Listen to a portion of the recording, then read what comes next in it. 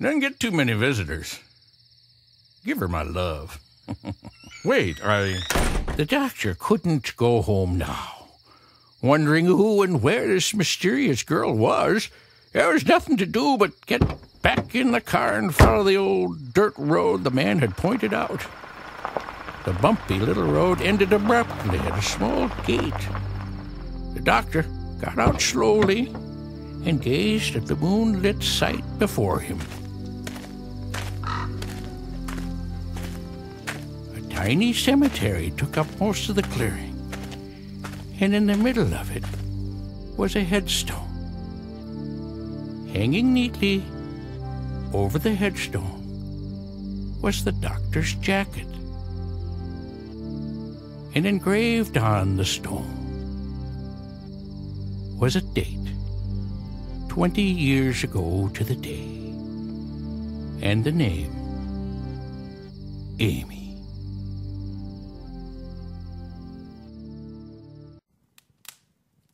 Hey, she was dead. I knew that already. Spooky. Oh, yes. Sometimes the dead do come back to life, and for some pretty good reasons.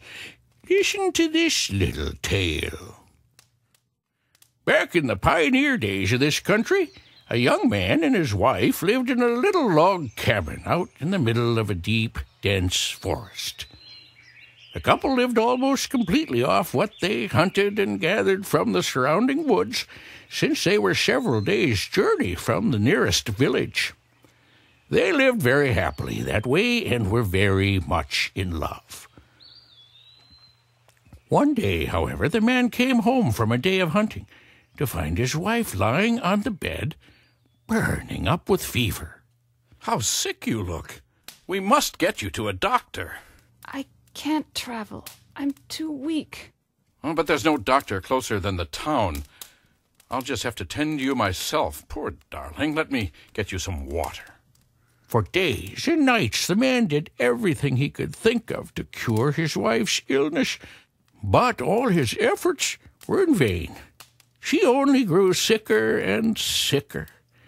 Finally, one rainy night, the man held his wife's hand as she drifted off peacefully. Don't cry for me, dear. I'll always be with you in spirit. And with that, she was gone. Oh, the young man was heartbroken. Numb with grief, he went through the process of getting ready to bury her. He carefully dressed her in her prettiest dress, gently combed her hair and tied her feet and hands together with a ribbon to make it easier to carry her. When he had finally finished, he sank into a chair exhausted and fell asleep with his head on the table where his wife lay. In the middle of the night, something woke the man. The darkness was thick and heavy, and he could not even see his own hand. In vain, the man strained his eyes to see anything. The wind was whistling gently through the cracks in the logs, and soft rain tickled the window panes. But there was something else, a sound that didn't belong. Who's there? There was no answer. Then a thud.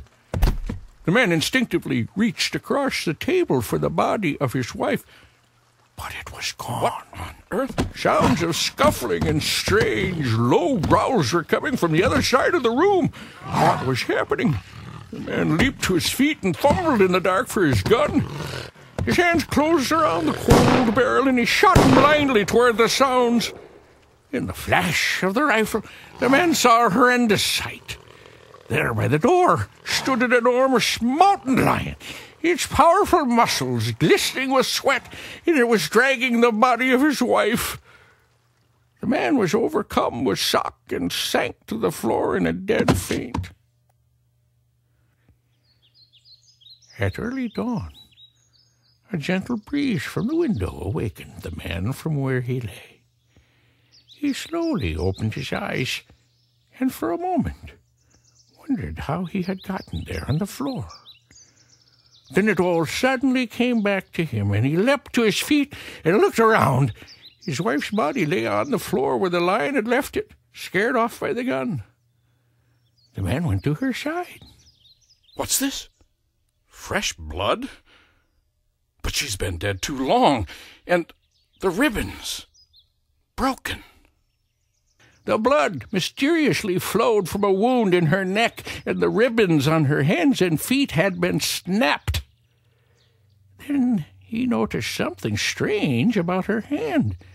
It was clenched into a fist. Animal hair was clinging to her fingernails. What could it mean? He gazed at her beloved face and noticed something clamped tight between his wife's teeth.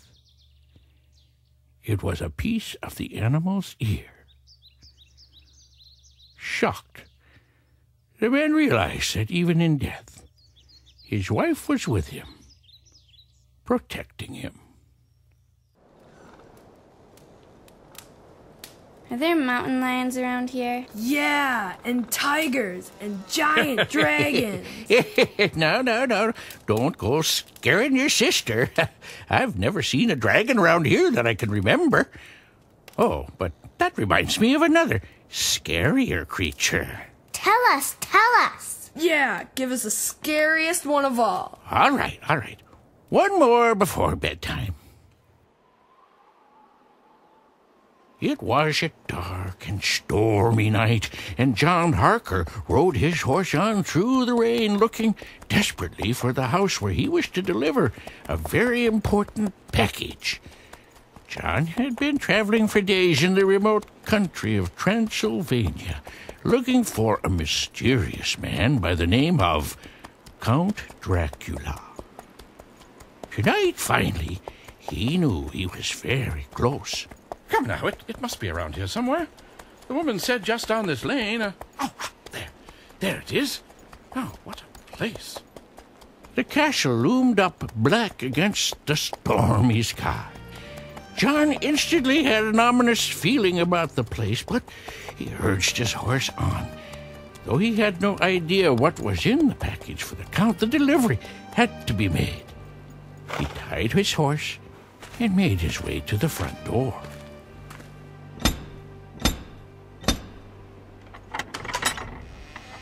Good evening. I'm looking for a Count Dracula. You've come to the right place. Come in, my friend.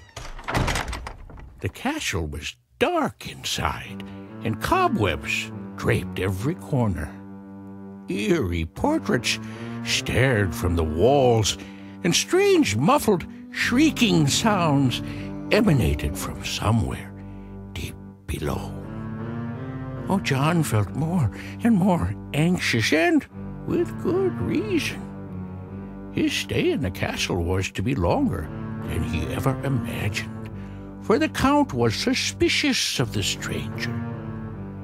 He invited John to spend the night, but when the traveler awoke in the morning, the door to his room was locked.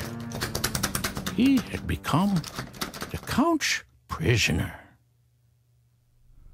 For weeks, John was trapped in the strange castle, where he began to think he was going crazy, and afterwards often wondered whether he dreamed or actually saw the horrors that castle contained. Was it his imagination, or were there three strange, pale women who wandered the halls of the castle, blood dripping from their mouths? Were there really shrieking animals imprisoned somewhere within, being kept for their blood? Did the Count truly have two sharp canine teeth beneath his hideous smile? John feared for his sanity, and finally, one night, managed to escape the castle. He found a horse and rode desperately to the nearest town to catch a train back to London.